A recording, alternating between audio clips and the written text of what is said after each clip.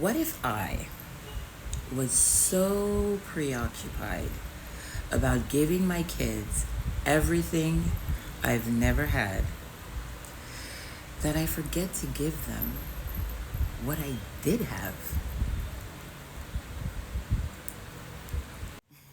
The thing with parenthood is like you cannot have any experience before you get into it. There's no like training. Yeah, there's nothing you can do to prepare yourself to being a parent. You don't even, you can imagine, but you don't even know which type of parent you're going to be. So bottom line, I guess that's why it's one of the hardest jobs. But yeah, because you learn as you go along. And even when you have already one kid and you're thinking, I already have a kid, I think I get this thing. Well, no. When you'll have your second thing, your kid, your second thing. When you have your second kid, you don't necessarily know how you or what kind of parent you're going to be to that kid, or you don't necessarily have a book of rules that's going to work, because not only are you a different person because time has passed, you've gained on experience on different things, you've been through other things, you're older, things change, your situation can change. So it's like, and more importantly, you don't have the same kid. You'll have a different kid with a different personality, so a different connection, a different way of doing things. So yeah, it's really not necessarily self-evident. But one thing I'm really happy I understood fairly quickly on this parenthood journey was that a bored kid is okay. No, a bored kid is good, you know? And because I remember, like, when I was bored, I think that's what developed my creativity even more. Like, that's, I would have these imaginary friends, have this life I would think of, or, create all these different types of universe and be like, thinking about my older self, my married self, that's where, I would write more in my diary and stuff, or read a book, or learn something, or be creative. Simply just be creative. So that I understood. A bored kid is good, in the wanting to give them everything, you shouldn't be like, I have to keep him occupied, I have to keep him busy, I want him to always have something to do, he can't be bored. Not only does it develop his creativity, but it allows the child to learn how to be alone, learn to be with himself. They do say if you can't be by yourself, that means you're not very good company, right? So, and we all know that's kind of important, for a person to be able to slow down, be by themselves, be alone with their inner thoughts, look at themselves in the mirror and not always have distractions. And yeah, so not giving your kid everything, some people tell you I'm a helicopter mom, very hands-on, which is kind of sort of true. But luckily enough, I know that it's always good to give them something they have to work for or work at. And I always remember this story, or not this story, this conversation I had with my dad. So we would travel a lot. And when we were younger, he would put us in business class. And when I started to get older, around like 11, 12, he stopped putting us in business class and started to put us in economy class. And I was like, yo, Dad, I would have preferred to travel economy from 0 to 12 when I didn't know what it was, and travel business now when I know what it is, rather than the contrary. And he was like, you know what? That's exactly what I wanted. I want you to know how good business is, and you're traveling in economy, and if you want business, work at it, get a great job, and pay your business flight ticket. And at the same time, I want you to know how privileged you are to be traveling, like in itself, like just traveling, even if it's economy, how privileged you are to travel. Not everybody is lucky to travel.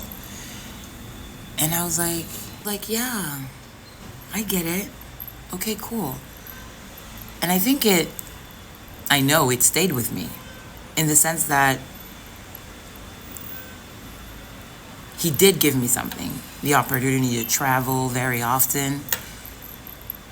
So the privilege of traveling, but at the same time, he made sure I knew it was a privilege to travel.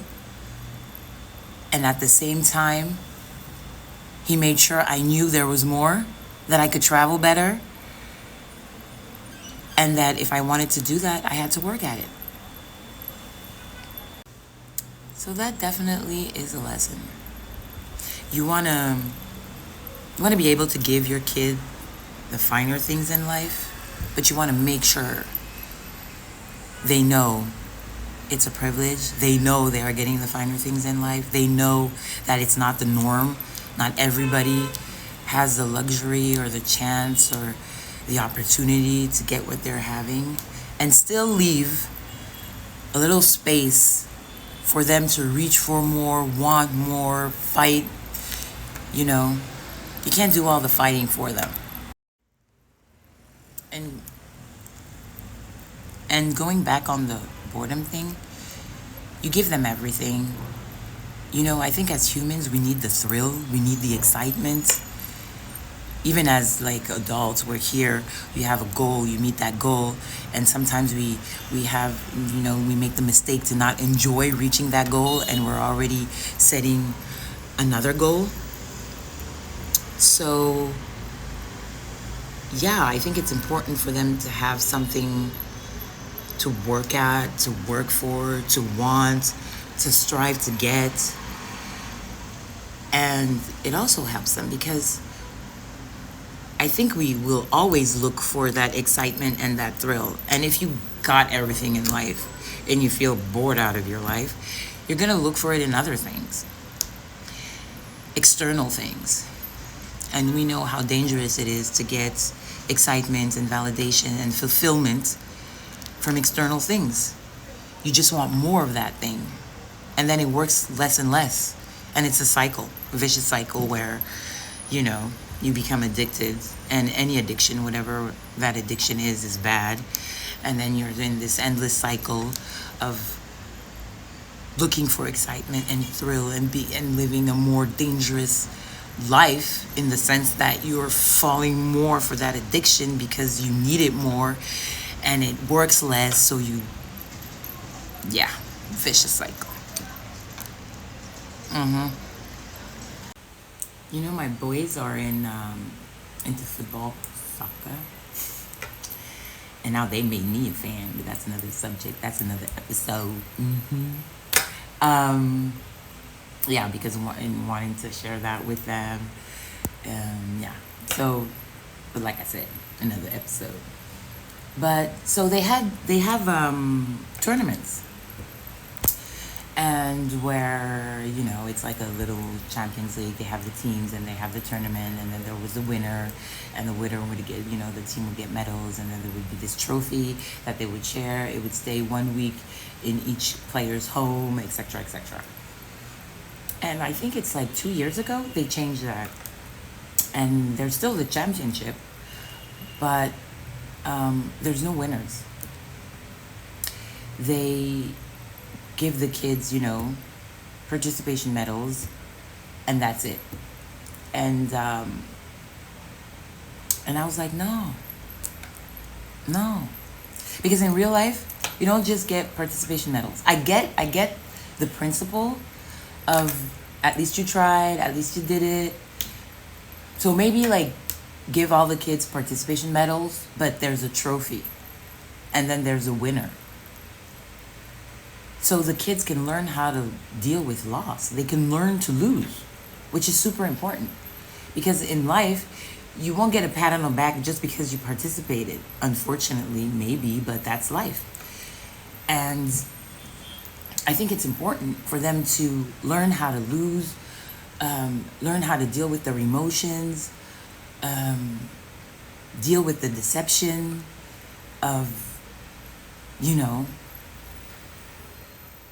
knowing you don't always win. I mean, are they going to learn that when they're adults and in the real life and they weren't prepared for that? Is it when you're an adult you're going to learn that, oh, I can lose, I cannot be the first? And so no. And I remember before they started doing that,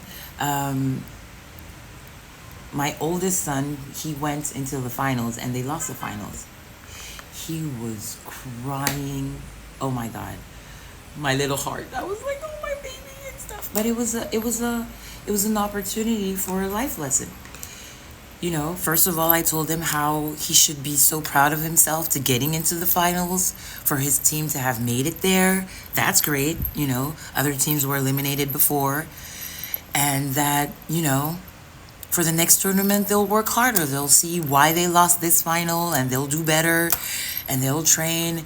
And so, you know, I try to use it as an opportunity for him to learn how to be proud of what he did achieve and learn from the mistakes and learn, you know, how to handle that deception and then use it as fuel to do better next time. Because that's life, right? If he doesn't get that promotion, if he doesn't get that raise, if he loses at something and he's an adult, that's when he's gonna learn. No, I guess, you know, it reminds me of another thing. There was a situation, and I had to sit my kids down, and I told them,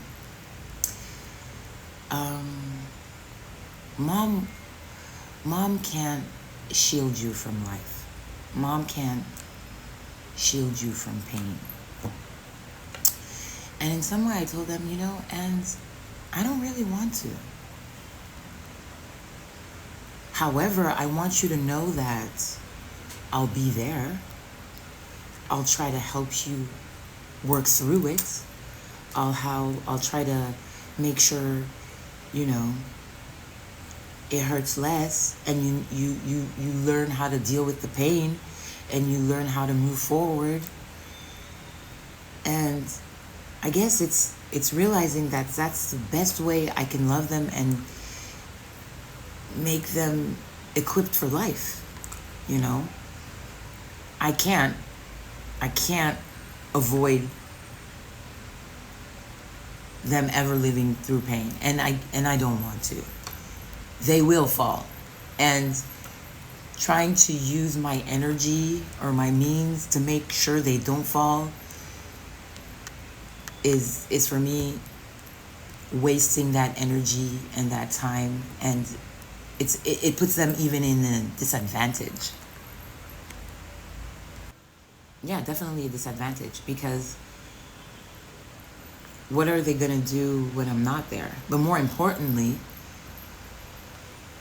no matter how hard I try, they will fall eventually. So I try to change, you know, the strategy, or put in a strategy in place, because it's not even change the strategy, because I was never about that, you know, avoiding the fall, but more about teaching them how to fall. Teaching them that, you know, you can fall, it's gonna hurt, you can even cry when you're off the floor, but just get back up, you know.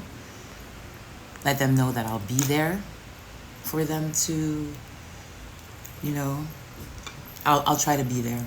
Hopefully I'll be there a very long time to help them get back up, for them to learn, you know, about themselves and the world and each other and life. Why did you fall? How did you fall? What made you fall? What did you learn while you were falling? What was on the floor? How did you get back up? What did you need when to get back up? When you got back up, how was it? How fast did you fall again? What made you fall this time? You know. So life lessons.